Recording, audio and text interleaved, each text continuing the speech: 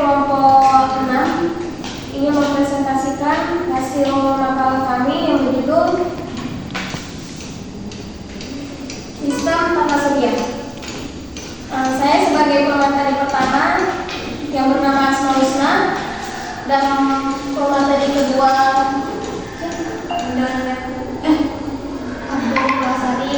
dan pemateri ketiga ada Ida Dana dan pemateri keempat. Baik, kita mulai saja dengan saya sendiri pemateri pertama. Sistem tata surya. Pengertian tata surya berasal dari kata tata dan surya. Tata berarti susunan dan surya berasal dari Sanskerta yang berarti matahari. Tata surya adalah sistem yang terdiri dari matahari sebagai pusatnya dan benda-benda langit yang mengorbit atau bergerak mengelilingi matahari. Matahari merupakan pusat tata surya yang berupa bola gas yang bercahaya. Matahari merupakan salah satu bintang yang menghiasi galaksi Bima Sakti. Suhu permukaan matahari 6000 derajat Celcius yang dipancarkan keluar angkasa hingga sampai ke permukaan bumi. Sedangkan suhu inti sebesar 15 sampai 20 juta derajat Celcius. Planet ialah benda langit yang tidak menghasilkan cahaya dan berotasi serta berevolusi matahari. Planet berdasarkan letak garis edarnya. Planet inferior adalah planet-planet yang lintasan garis edarnya berada di antara langit dan bumi planet. Dan bumi planet superior adalah planet-planet yang lintasan edarnya berada di luar peredaran bumi. Planet berdasarkan jaraknya. Planet dalam terletak di antara matahari dan sabuk asteroid. Planet dalam yaitu Merkurius, Venus, Bumi, dan Mars. Planet luar terletak lebih jauh dari matahari, yaitu setelah sabuk asteroid. Planet luar yaitu Jupiter, Saturnus, Uranus, dan Neptunus. Jenis-jenis planet yang pertama itu ada Merkurius. Merkurius adalah planet terkecil dalam tata surya, serta jaraknya yang paling dekat dengan matahari. Jarak rata-rata dengan matahari yaitu 57,9 juta kilometer. Skala rotasi pada planet ini 59 hari dan skala revolusi yaitu 88 hari. Tidak memiliki atmosfer dan satelit. Yang kedua Venus adalah planet kedua yang terdekat dari matahari. Jarak rata-rata antara Venus dan matahari yaitu 180 juta kilometer. Venus disebut juga sebagai bintang kejora. Skala rotasi yaitu 243 hari, skala revolusi yaitu 225 hari. Venus tidak memiliki satelit dan memiliki atmosfer sekitar 100 km atau 60 mil di atas permukaan Venus. Bumi adalah planet terdekat ketiga dari matahari dan satu-satunya planet yang memiliki kehidupan. Jarak rata-rata bumi dengan matahari adalah 150 juta kilometer. Periode rotasinya adalah 40 jam, 24 jam, sedangkan periode revolusinya 365,25 hari. Bentuk bumi bulat tepat atau elipsoid atau bulat yang tidak sempurna. Yang keempat, Mars adalah planet keempat dalam urutan tata surya. Bentuk planet Mars bulat disebut juga sebagai planet merah. Jarak rata-rata dari matahari adalah 228 juta kilometer. Periode rotasinya adalah 24,6 jam. Sedangkan periode revolusinya 687 hari. Mars memiliki dua satelit yaitu Phobos dan Deimos. Mars juga memiliki atmosfer. Yang kelima Jupiter adalah planet besar dalam tata surya. Jarak rata-rata dari matahari 798,3 juta kilometer. Periode rotasinya 9,8 jam, sedangkan revolusinya adalah 11,86 tahun. Atmosfer Jupiter mengandung hidrogen, helium, metana, dan amonia. Selanjutnya akan dilanjutkan oleh ketua materi kedua yaitu Putri Asita.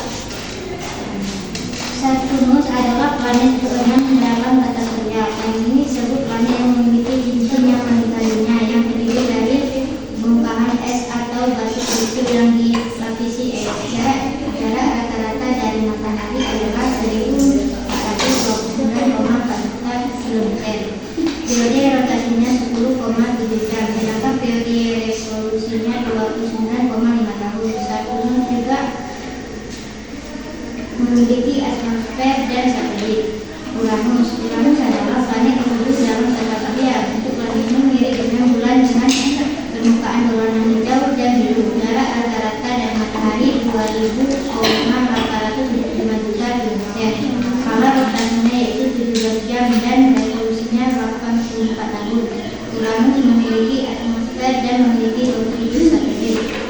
Neptunus adalah planet ke-8 dalam tata surya. Neptunus memiliki jarak rata-rata dari matahari 4.450 juta kilometer.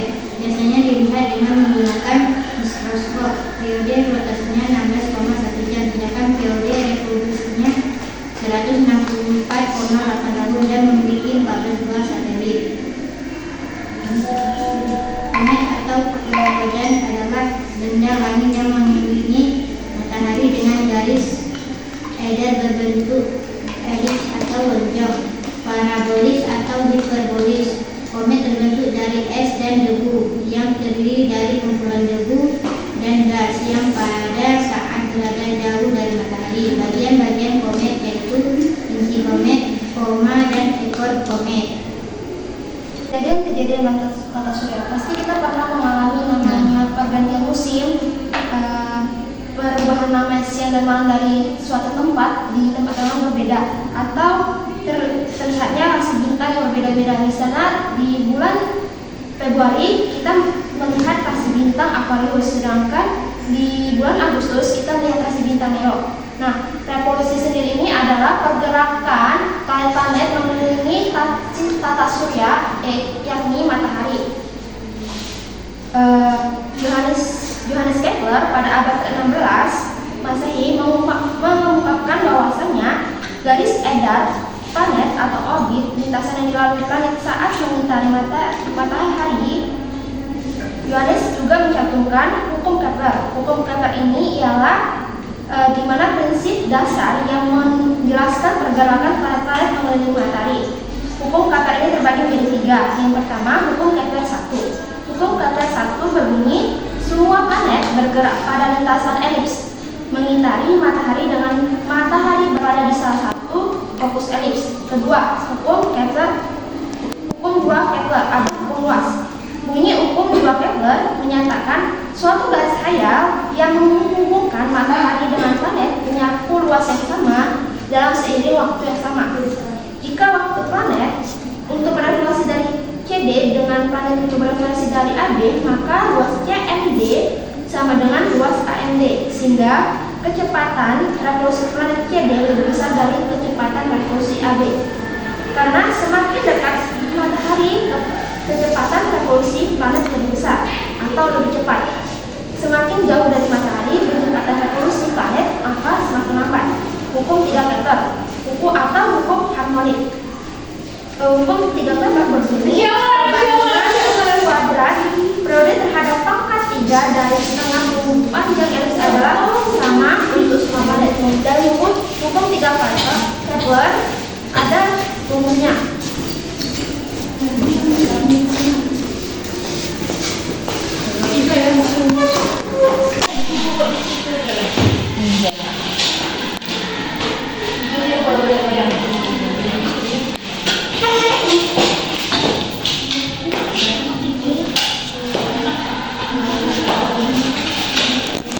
Kepiye? Kepler. Kepiye? L-nya. L.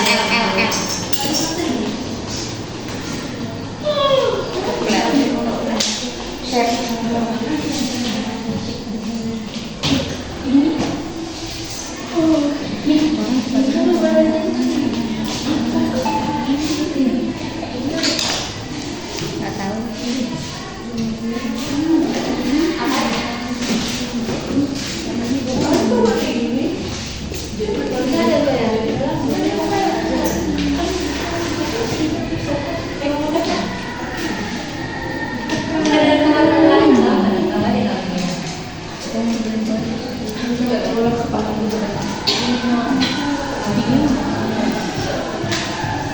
Berbentuk kaki.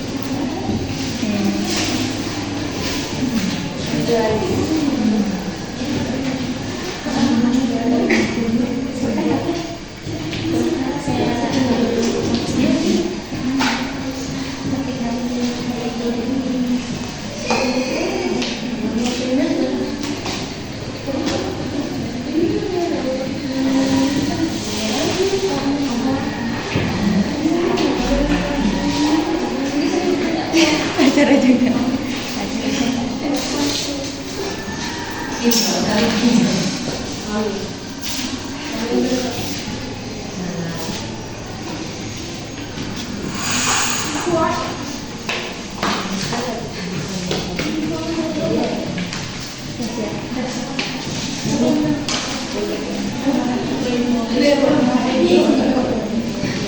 Nggak nampak. Nah, kalau mencari kepentingan tunggal dalam rumus itu Nggak nampak ya. yaitu TI 1 atau periode pada 1 per TI 2 atau periode pada 2 kuadrat sama dengan R1 atau jarak rata-rata pada 1 matahari per R2 atau jarak rata-rata pada 2 matahari per tersebut. Ada 6 soal. 2 buah planet P dan Q mengorbit matahari. Apabila perbandingan antara jarak planet P dan Q ke matahari adalah 4:9 dan periode planet P mengelilingi matahari 24 kali, maka periode planet Q mengelilingi matahari adalah, maka diketahui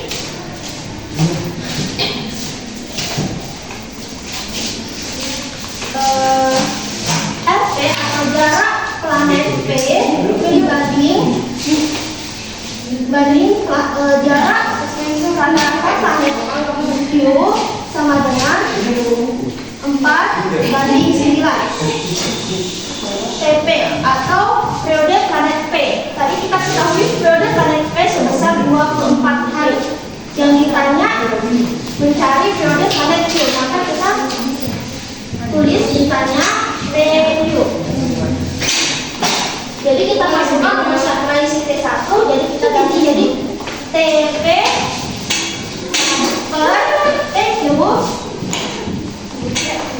sama dengan tradisi S1, tapi jarak pada 1, sedangkan jadi ketahui planet RP dan planet P dan Q. Maka di sini kita tulis RP per RQ per 3. Maka kita masukkan TP-nya tadi berapa? 24 hari. 24 hari per, ternyata tadi TQ, berarti kita tulis TQ per 2. TP-nya 4/9. Sama dengan kita cari 24 dikali 2 24 dikali 24 ya pangkat 2 jadi 6 per TQ sama dengan 4 pangkat 3 hasilnya 64 per 9 pangkat 3 hasilnya 729. Untuk mencari berarti TQ sama dengan 64 dibagi 729 dikali 5,756. Hasilnya TQ sama dengan 6.561. Karena di sini ada kuadrat, otomatis kita pakai akar untuk mencari dari akar 6.561. TQ sama dengan akar dari 4.561, hasilnya 81. Berarti periode planet Q untuk mengitari matahari sebesar 81 hari.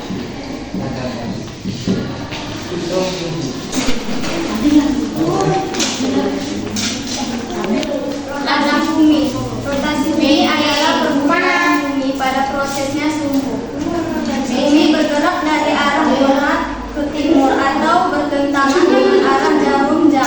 Pada rotasi terjadinya pergantian siang dan malam. Waktu yang diperlukan bumi untuk melakukan satu kali rotasi disebut kala rotasi.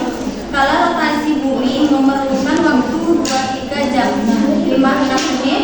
Manusia tidak dapat merasakan rotasi bumi, tetapi dapat merasakan akibat dari rotasi bumi tersebut. 1. Terjadinya siang dan malam. 2. Terjadinya gerak semu harian matahari. 3. Terjadinya perbedaan waktu di berbagai tempat di bumi. 4. Terjadinya perbedaan percepatan gravitasi bumi. 5. Terjadinya berbelokan arah angin. 6. Terjadinya pembelokan arus laut. Selanjutnya akan disampaikan oleh Najwa.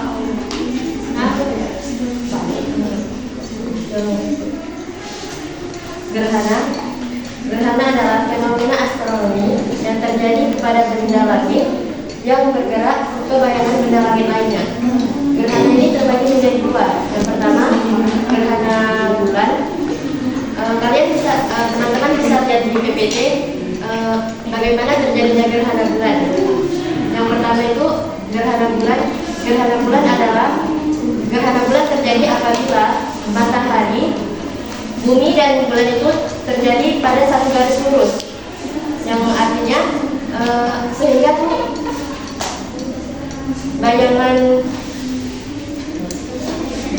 sehingga cahaya matahari yang seharusnya diterima bulan ini terhalang oleh bumi, karena bumi ini berada di tengahnya. Jenis gerhana bulan itu ada 3. Yang pertama, gerhana bulan total. Gerhana bulan total terjadi apabila bulan ini berada di bayang-bayang umbra. Bayangan umbra adalah bayangan yang paling gelap, sedangkan bayangan penumbra bayangan yang tidak terlalu gelap daripada dari bayangan umbra. Nah, apabila terjadi gerhana bulan total, bulan ini berada di bayangan umbra. Seharusnya cahaya yang diterima oleh bulan ini terhalang oleh bayang-bayang bumi. Yang kedua itu ada gerhana bulan sebagian. Gerhana bulan sebagian ini terjadi apabila bulan berada di bayangan umbra dan penumbra. Yang ketiga itu ada gerhana bulan penumbra. Gerhana bulan penumbra terjadi apabila bulan berada di penumbra. Nah, ketika terjadi gerhana bulan penumbra ini artinya bahwa gerhana bulan ini akan selesai. Yang kedua itu ada gerhana matahari. Gerhana matahari terjadi apabila matahari, bulan dan bumi itu berada di satu garis lurus, sehingga seharusnya cahaya bumi yang diterima, sehingga cahaya matahari yang harusnya diterima oleh bumi ini terhalang oleh bulan. Jenis-jenis gerhana matahari itu ada 3 juga. Yang pertama, gerhana matahari total. Gerhana matahari total ini terjadi apabila jarak bulan dan bumi ini sangat dekat,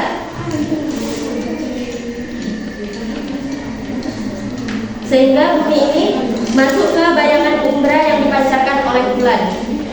Yang kedua itu gerhana bulan sebagian, terjadi apabila bumi ini masuk ke dalam bayangan umbra dan penumbra yang dipancarkan oleh bulan.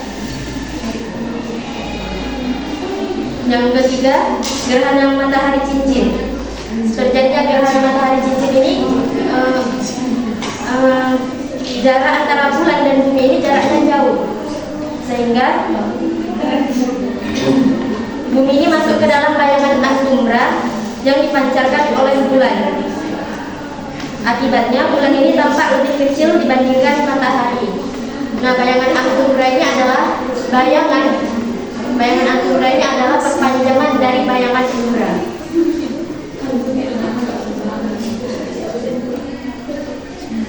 Cukup sekian dari presentasi dari kelompok kami. Lebih dan kurang kami mohon maaf. Assalamualaikum warahmatullahi wabarakatuh. Waalaikumsalam warahmatullahi wabarakatuh.